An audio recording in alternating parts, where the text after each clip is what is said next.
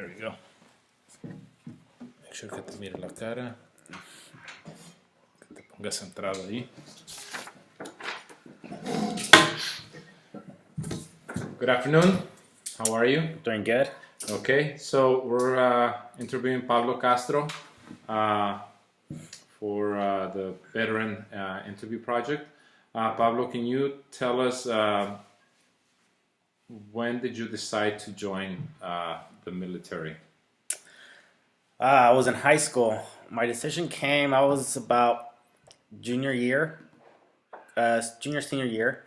It was when a recruiter approached me from the Marine Corps, and I had no intention of joining, so he just pulled me out of class and he just wanted to talk to me. He took me through the normal steps. You know, they lay out, they have like a set questionnaire where they try to figure out the interest of the individual they're trying to recruit, and then they go with that.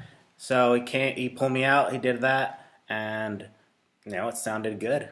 At the time, I had no real plans as to what I was going to do after high school. I mean, I knew if I attended college, I might have done a year or two and possibly lost interest. It just seemed like it's difficult at the time. College seemed pretty hard, so that's where I was, and that's how the interest of joining the military came about. Do you come from a military background? Parents, brothers, uncles? No, I'm the first one that has ever served, and at the time when I brought the idea up to my parents, they were absolutely against it. But the recruiter came and talked to them, and I kind of pleaded my case and let them know that this is possibly the best option for me, especially with the our background, of immigrant parents. We don't have much, so this was possibly our way out. Okay. Why did you decide to join the Marine Corps as opposed to the other branches? I knew right away that if I was going to join and make that decision to join a branch, might as well go. I personally thought then and still think that the Marine Corps would be the hardest and would bring me the most discipline and the one that was most attractive to me, since I already came from my background was sports and all that throughout growing up, so it seemed like something I could do and that would bring the most satisfaction to me. Did you do research before you decided to join the Marine Corps, or was that just one of those things that you knew from the get-go that that's what you wanted to do? I didn't do much research. It was just what I've heard. I mean, things of other friends and others people that have joined. That was what I basically based my decision at the time. So you enlisted? Yes. Okay, and you were 17 at the time? I was 17. I had to. My parents had to sign their consent, and it was like an intention, but they had to sign for me because I wasn't of age at the time. At the time of deployment, after I graduated, I would then be 18, and that's when I would be able to go. Where were you living at the time when you made this decision? At the time, we were living in a trailer park where we grew up. We lived there for the majority of my life. I was brought over here when I was 4 years old, and it was at that place where we established ourselves and lived all through high school, and that was one of the main reasons I wanted to enlist. Get out, and it would bring the possibilities of traveling and seeing other places. Did you prepare at all before heading out to basic training? I didn't. The way I approached it was, I'm just going to do as I'm told as I'm there. I don't want to have a certain expectation and get there and be completely different and be disappointed in a certain way or question and challenge the way it is because I had a different idea of how it should have been. How did you get to basic training? The way it worked is A day before, the recruiter takes us down to MEPS, which is the final screening right before the next morning. You sleep there, and then the very next morning they take you to boot camp. It starts early in the morning. I can't remember. It was early. It was like 5 in the morning when it all starts. But yeah, the recruiter drove me to MEPS in San Diego. We spend the night, and then after that, a bus takes us into the camp where it's MCT, or the camp where it's basics training starts. What?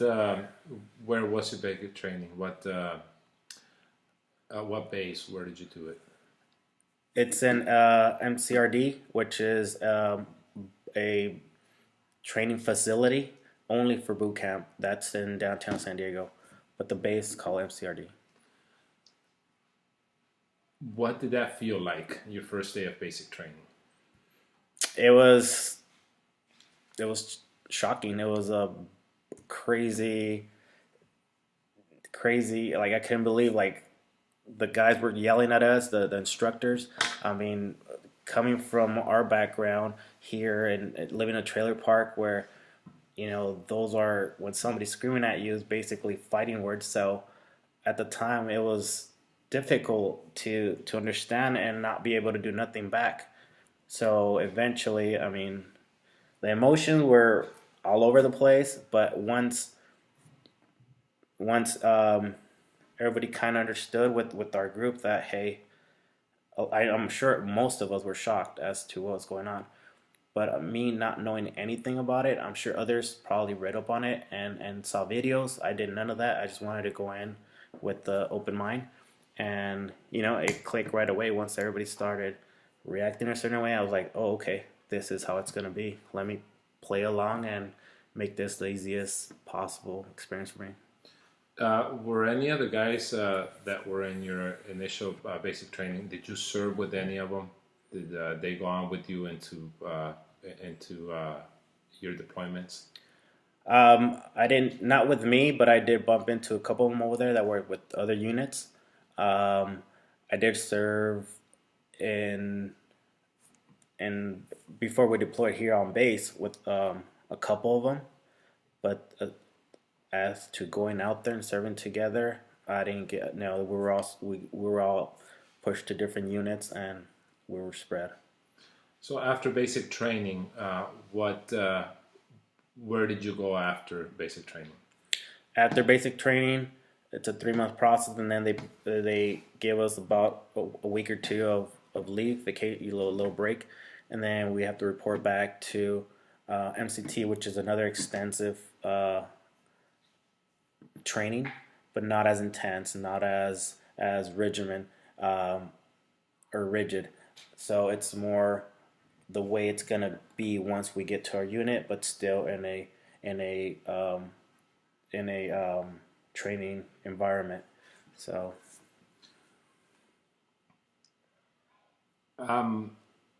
so once you get through that second training, where were you sent, or when your first deployment? How did that come about? How did you get your orders, and how did you feel about being deployed for the first time?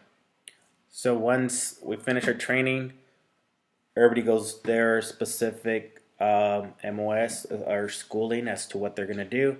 Then after you complete that, you get sent to a unit. I was sent to Camp Hamilton here in San Diego. And it was, I would say, a year or two, I think I was there when we received our orders. But I knew what's going to happen because the unit I went to, half of the crew was already deployed. So we knew that it would be a revolving thing every about 7 months. 7 months, it would be, a revolving thing that they would come, we would go, kind of like to cover our units out there. That way there's somebody always out there from our unit. What was your rank at this point? When I just got there, I was Lance Corporal, an E3. And that's basically your working. Once you get to the unit, that's about the one of the lower ranks when you get to the unit. Did you want to move up in the ranks? Yeah, I've always been really competitive, and I was trying to do everything I could. I mean, I was in great shape, so I would always do great in my physical test. I shot very well the rifle, so I had high scores in that. And the way they see it, it's a combined score. There's a target score for the next rank, and um, depending on the demand of how many they need to be able to move up, it always changes. So depending on how much of a demand, how many they need per quarter, is how many they are going to promote. So that number kind of fluctuates up and down. But I always had a high score, so whenever um, I was able to move up, my score was there, and I moved up as soon as I was able to, every time. So yeah, I was super eager to move up because it just being at the bottom is it's a crappy place. You know, you just everything rolls downhill. So Talk about your first deployment when you got your orders. What did that feel like, and how long of a time frame did you have from when you got orders to actually being on the ground where you're supposed to be deployed? um, when I so the time frame was about I'd say 3 month head start that they gave us. They told us, and then 3 months later we were deploying.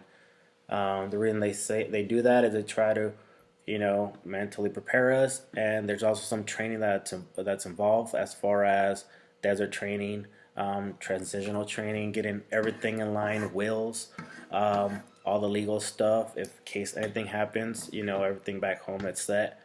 All this stuff they give themselves times for us to set ourselves up, and then when we deploy, everything's okay. The emotional part of it, it was at first it was just as soon as the first time they let us know, it was kind of like a okay, you know, let's get our stuff ready. Let's go. Say bye to everybody and let's go. But as it was getting closer, um, it was harder because we've had time to think about it. I had like 2 months to think about it before it was getting closer, and my wife being pregnant at the time.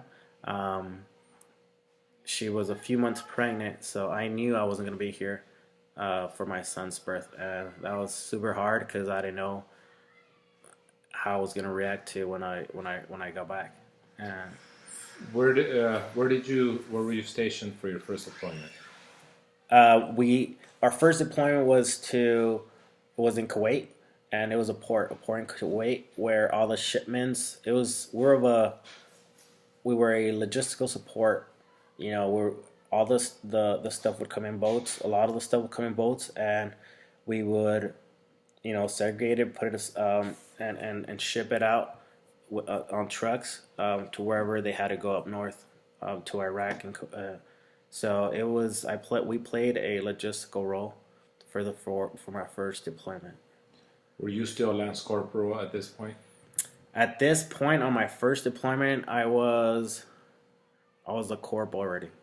I had already promoted, and it wasn't as bad, but it could have. It's once we were over there. I mean, the structure's still there, but everybody kind of it's more family oriented than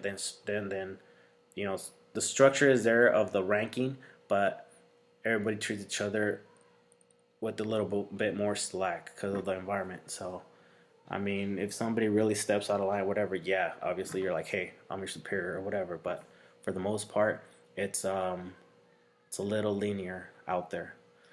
What were the living conditions like? We were living in cots and in some tents, some large tents that were built for us, some tan tents. Um, Kuwait was pretty. It was tougher than by the time the second deployment when we got Just keep going. to our and before worse than when we got to Iraq. So yeah, it was, and that's because it wasn't as established my first time out there. So living conditions, it was hot. It was very hot when we first got there. The heat, it was like walking into a wall of, big old heat blanket. And yeah, especially with our gear, it adds up of 10, 15 degrees more. So it was very uncomfortable, to really harsh conditions. But Um, what was the food like out there? the food, it was, luckily for us, there was a mess hall set up by the time we got there. So it was not the best, but we weren't eating MREs anymore. We weren't eating out of a bag when we were out there. So it was hot meals, but they weren't the best. So after your first deployment was complete, and you came back, how long were you here in between deployments? How long were you back in the States? I think it was about a year or so before we had to turn around and go again. I can't remember the exact time, but yeah, it was about a year in between deployments. So your second deployment was to inside of Iraq. Yes, it was to Al Qatada, Iraq, and it was an Air Force base. Um, it was an Air Force base, and there was like a collision of armed forces. So there was an Army unit there. There was some Army. It was a combination of armed forces and some from other countries. So that base was like that. What was your what was your guys' task? What were your unit? What was it tasked with? We had a couple of tasks. Our unit was, at first, our main task was still in support and logistical. It was similar to what we're doing in Kuwait as far as distributing Humvees, items that were coming that were being up armored that weren't before. They were coming in, tanks, different, and setting them up to different units. It was the same concept up in Iraq, but at the same time, a lot of our unit did get assigned to like more of a security details here and there. They got pulled for convoy and security details as stuff was moved from one camp to another. So it was a mixture of tasks that we had. Did you see any combat at this point? I not physically. What we did experience was a lot of incoming mortars into the base. So every day, every other day or third day, we would get mortar attacks into the base, and I mean, there's no saying where they're gonna land. And I did see one that landed fairly close, and it did. I did see, some damage. So How did you guys deal with that? Inside of the base, you guys know it's coming. How do you prepare mentally for it? um, I didn't. You just don't think about it. It's kind of like a oh shit moment as soon as we hear the siren go. Because once the siren goes, there's incoming. There's incoming to the base. So we get it's a 3 second detection before it hits. So once we hear it, it's a quick oh shit moment, and then you just we're told and we know, hey, seek cover, seek cover. As soon as you hear the siren, get near, get close to the HESCOs or building or something. So it just kicks in. It does not. We don't have much time. I didn't have much time to think of anything other than the next reaction after the siren is, oh, seek cover, or where's the wall, where's the HESCO, something. And that was until after it happens and you hear it, or you see the cloud of smoke wherever it hit, then you're like, oh shit, that's the very next reaction. How did you keep in touch with your family?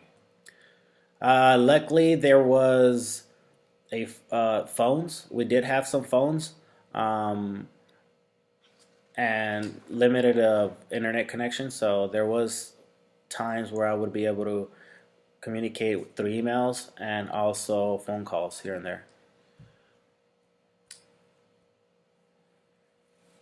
Did you did religion play a role for you during your deployment? I've never been very religious, but I do know there's a higher power. Um, but being out there, more than being out there, being alone and not away from those that you've always felt comfortable with, does emphasize the religion part of the person a little more. It does bring a little bit more um, faith to I mean, if I more than what I had before. So yeah, it did play a role. As your deployment came to closer to your time going back to the coming back to the states, um, how did that feel? How did that feel knowing that you were coming back? Anxiety. We couldn't wait to get back. All the comforts and things that are here for us that we don't have over there.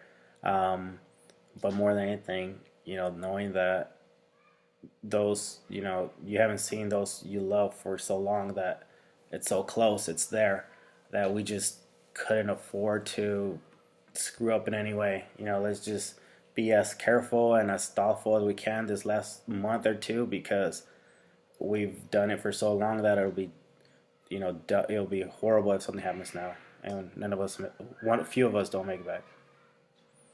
When you got back and you saw your wife and your kids again after your deployment, how, what did you feel like at that moment? The first time I saw, obviously I ran when we get off the bus for the first time, and then we meet up the family. I was super excited to see my wife and parents and my son, but I wasn't sure how I was supposed to feel when I first met him. I mean, I had not held my son. I didn't know if there was going to be any connection there. But even if it wasn't as warm as I thought it would be, holding him and him, there was not a lot of connection, but I knew that was something that would come. But I was just happy that I could come back, and I could you know be back. When you came back after your second deployment, what was your rank at that time? My rank was a sergeant. I was already a sergeant.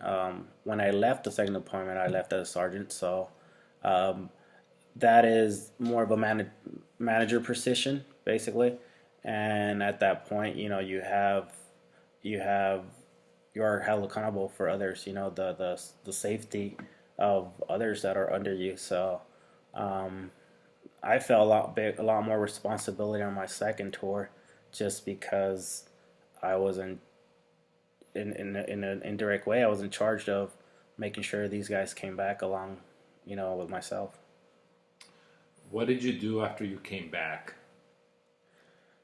When I came back, they give us a few weeks of leave, and then we report back. I still had a couple more years to serve. So I just came back, and I was very. Well, my wife says I was very distant, very quiet. Not too emotional. I wasn't, like, I was checked out. I wasn't here, but I was here, but not here mentally. So, I just put it in my head that I have a family now. I'm here to provide, and those were my only duties. I mean, like, make money and provide, and then that justified me as a father. So, but I was not very emotional. I was checked out mentally. So it was something that we struggle with a lot, my wife and I. After you after you discharged from the service, did you went to college? I did. I used my GI Bill. Once I was out, I used my GI Bill. I studied here at Cedar Community College. I am one course away from obtaining my AA in Administration of Justice. Um, but yeah, I've used it, and I mean, it's what it is. It works. You know what I mean? Like I didn't know if it would work for me or not, but yeah, they do pay out tuition. Um, with your, the GI Bill does pay out tuition. Do you keep in touch with anybody from your unit to this point? Yeah, we do. I do have friends. Actually, we just had what was a 10-year reunion a couple years ago. We all got together, our whole unit, and we got together in Las Vegas and just caught up and see where everybody's at. A lot of them are still in. About half of them are still out. So it's it's we've been keeping in touch. Yeah, yeah, and it's common for most Marines to keep in touch with a few, maybe three, four, but we've managed to be able to keep in touch. It's about 15 of us, so it's a nice thing. So if you had to do it all over again, would you join again? I think so. I would. I think I would. I would do it a little differently, certain things. But as far as the joining part of it, I would do it again. I had a great experience, and it's actually that an experience. I mean, there's a lot of friends that I bump into that I try to talk a little bit of it, and there's just no understanding because it's an experience. Unless you go through it, they're not going to understand what I'm telling them. They're hearing what I'm telling them, but there's no connection to it, so they are really not understanding what I'm trying to tell them. So yeah, I would do it again. It's an experience that nobody could take away. Have you used your military training for your as part of your career for work outside of the military? Has it helped you in any way? It's helped me in the discipline aspect of it, but as far as the career that I'm in, the work, no, but it's helped me in my day to day. I mean, the discipline, you know, staying fit, the gym, lifestyle, you know, putting things in perspective, all that, that training has helped me in my day to day life. Okay, thank you, Pablo, and thank you for your service. No problem. Thank you. No problem, Peter. Okay.